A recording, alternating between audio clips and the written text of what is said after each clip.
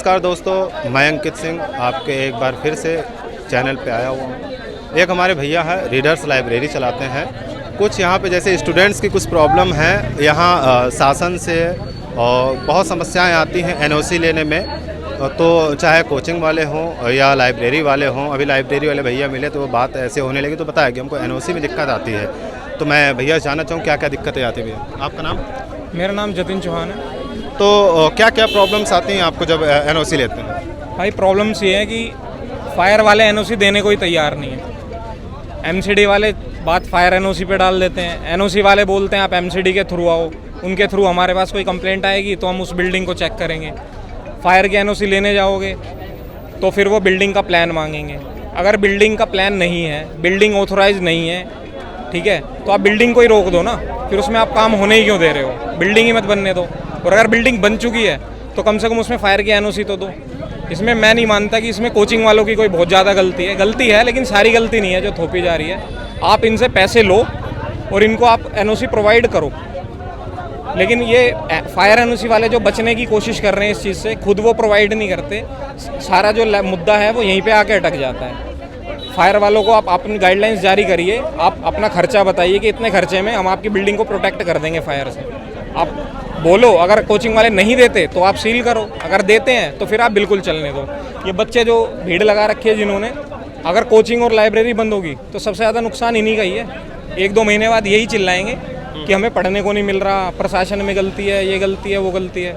लेकिन सच्चाई ये है कि अगर आप मुद्दा फायर की एनओसी पे है तो सबसे पहले फायर डिपार्टमेंट से पूछा जाए कि आपकी क्या गाइडलाइंस हैं जो इन सबको पूरी करनी है ताकि आपको फायर एनओसी मिल जाए। तो क्या आपको फायर एनओसी नहीं मिली है? फायर एनओसी किसी के पास भी नहीं है। तो गिनती की बिल्डिंग्स होंगी। अब एक मुद्दा ये भी उठता है कि जो बड़े बड़े कॉलेजेस हैं उनमें जो मानक पूरे करने हैं फायर एनओसी के, वही आप छोटी बिल्डिंग में एक्सपेक्ट कर रहे हो।